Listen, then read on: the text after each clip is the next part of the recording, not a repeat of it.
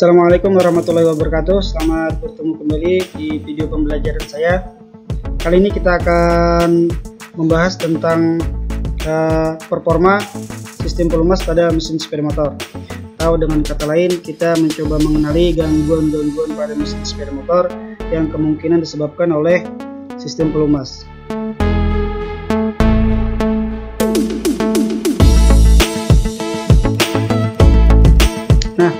Bagaimana caranya kita mengetahui performa sistem pelumas pada mesin sepeda motor sudah bekerja dengan optimal adalah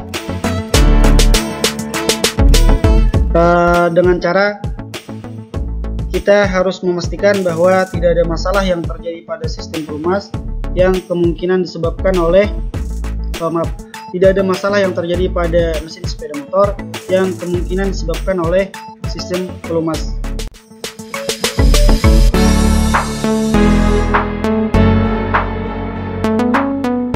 Lalu apa saja kira-kira masalah yang berkaitan dengan sistem pelumasan pada mesin sepeda motor? Yang pertama, permukaan oli masih terlalu rendah, atau dengan kata lain, ketika Anda memeriksa stik oli pelumas pada mesin sepeda motor, yang Anda temui adalah level oli pelumas selalu pada titik minimum atau dalam kondisi yang kurang dari sebelumnya. Kemudian yang kedua, terjadi kontaminasi pada cairan pelumas atau oli sistem pelumas. Nah, permukaan oli mesin terlalu rendah atau boleh kita katakan setiap kali kita melakukan pemeriksaan setelah mesin beroperasi, maka level oli selalu berkurang dari sebelumnya, atau jumlah oli yang ada pada engine selalu berkurang dibandingkan dengan sebelum kita gunakan. Maka kemungkinan pertama yang terjadi adalah engine terjadi konsumsi oli. Jadi oli akan selalu berkurang ketika mesin setelah Anda gunakan atau setelah beroperasi. Kemudian kemungkinan kedua adalah terjadi kebocoran oli dari luar. Ini hanya salah satu contoh saja. Biasanya juga ada terjadi kebocoran di daerah-daerah lain.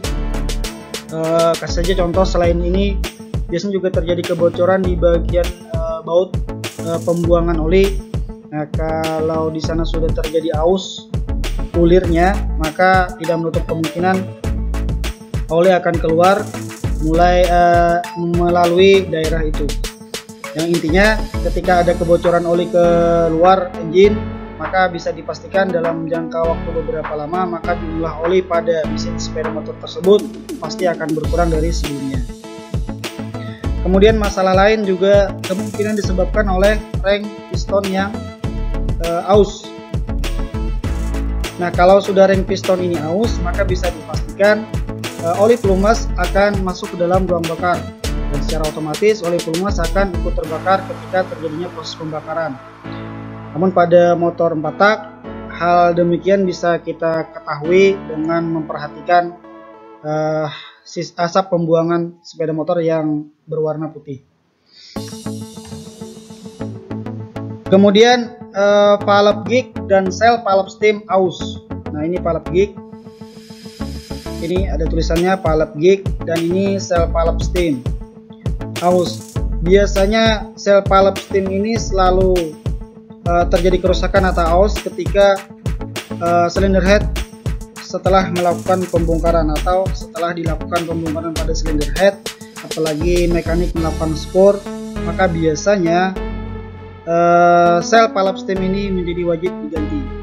Jadi ketika mekanik tidak melakukan penggantian pada sel ini, maka kemungkinan besar akan terjadi kebocoran di melewati daerah situ, sehingga kemungkinan besarnya oli akan terus berkurang ketika mesin juga beroperasi. Kemudian salah dalam melakukan pemasangan ring piston. Nah, ketika Anda melakukan salah pemasangan terhadap ring piston, mudah-mudahan ini bisa terlihat. Ini jarak antara parit ring yang satu dengan ring yang lainnya masing-masing dari parit pertama itu 20 mm, kemudian 20 mm lagi menuju parit kedua. Artinya kalau kita totalkan maka dari parit pertama ke parit kedua itu minimal jarak adalah 40 mm. Jadi kalau Anda memasangnya tidak sesuai dengan ini, maka akan ada kemungkinan nantinya akan terjadi kebocoran oli pelumas. Ini juga sama seperti kasus ring yang sudah aus, kemungkinan besar oli pelumas akan masuk ke dalam ruang bakar. Kemudian juga yang harus diperhatikan ada ini adalah lambang pemasangan. Biasanya hal-hal yang seperti ini semuanya ada pada buku panduan. Jadi ketika Anda melakukan pemasangan kembali, sebaiknya Anda perhatikan buku panduan agar Anda bisa menyesuaikan cara pemasangan yang benar sesuai dengan anjuran pabrikan motor yang Anda perbaiki saat ini.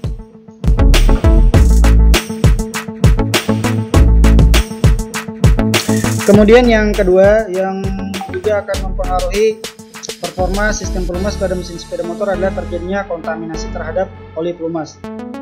Terjadinya kontaminasi ini juga disebabkan oleh beberapa hal. Pertama, kemungkinan pemilik sepeda motor jarang melakukan penggantian oli pelumas. Nah, ketika oli pelumas ini sangat jarang dilakukan penggantian, maka kemungkinan besar konsentrasi oli pelumas ini pada kondisi itu akan sangat berubah. Kemudian saringan kasa yang tersumbat juga kemungkinan besar menyebabkan kontaminasi terhadap cairan oli pelumas.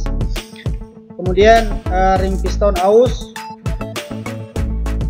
seperti yang saya jelaskan di sebelumnya tadi, dan valve gig serta valve stem juga aus. Yang terakhir juga ring piston atau pemasangan ring-ring pada piston tidak sesuai dengan standar BPR atau tidak sesuai dengan seperti yang dianjurkan oleh pabrikan mesin itu sendiri. Nah, kemudian selain masalah yang di atas tadi, salah satu penyebab sistem pelumas atau oli pelumas tidak bekerja secara maksimal juga mungkin disebabkan oleh kondisi pompa. Nah, ketika kondisi pompa, atau kalau kita masih ingat, di dalam pompa ada dua rotor, ada inner dan auto rotor. Ketika kedua benda ini sudah terjadi aus atau kerenggangan antara dua benda ini, baik itu antara keduanya atau antara auto rotor dengan bodi pompa, sudah melebihi batas servis, maka kemungkinan besar juga performa sistem pelumas pada mesin sepeda motor tidak lagi maksimal. Nah, kita lihat bersama pada gambar. Keterangannya adalah jarak renggang pada ujung rotor. Pada kondisi ini pengukuran dilakukan pada beberapa titik di sini. Kemudian pada titik lain juga dilakukan pengukuran seperti hanya di sini, kemudian di sini. Gunanya untuk mengetahui, untuk mendapatkan celah terbesar, sehingga nanti celah terbesar itu akan dibandingkan dengan batas servis yang ada pada BPR masing-masing kendaraan yang memiliki.